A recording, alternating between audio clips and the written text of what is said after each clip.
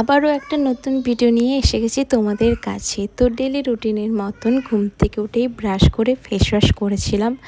তারপর ব্রেকফাস্ট করার পরে এই যে আমার একটা পার্সেল এসেছিলো সেটাই আনবক্সিং করছি। আর এর মধ্যে কি আছে তোমরা কিন্তু তোমরা গেস করে বলো এর মধ্যে কি ছিল। আজ স্নান সেরে এসেছিলাম মায়ের কাছে, মানে যেখানে এলে মনটা শান্তি হবে সেখানেই সারাদিনে একবার হলেও আসতে হবে। আর অতিরিক্ত বর্ষার জন্য এইগুলো একটু সাদা সাদা হয়ে গিয়েছিল, আলমন্ড আর বাদামটা, তো ওটা একটু রোদে দিয়েছি। তো আজকের দুপুরে রান্না হয়েছিল আলু ভাজা, বেগুন ভাজা আর চিকেন। আর আমার চিকেনের এই গোটা গোটা রসুন খেতে খুব ভালো লাগে, তাই আমি খেয়েছিলাম। আর রোজের মতন একটু খাওয়া দাওয়ার পরে আইসক্রিম খেতে ভালো লাগে, তাই সেটাই।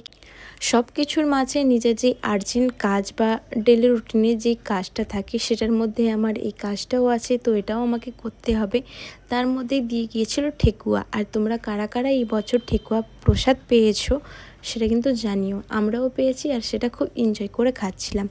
যেহেতু রাতের ডিনার করতে হবে সেই জন্য এখানে আমি পরোটা তৈরি করার জন্য ডোটা রেডি করছি। ময়াম দিয়ে রেখে ঢাকা দিয়ে রেখে দিয়েছিলাম। আর আজকের রাতে ডিনারের জন্য ছিল তড়কা, ডিম ছাড়া তড়কা, আর হয়েছিল আলুর তরকারি। তো তড়কাটা কিনে আনা হয়েছিল, তো এটা খেয়েই রাতে ঘুমিয়ে গিয়েছি। আর কমেন্ট করে জানিও কেমন লাগলো।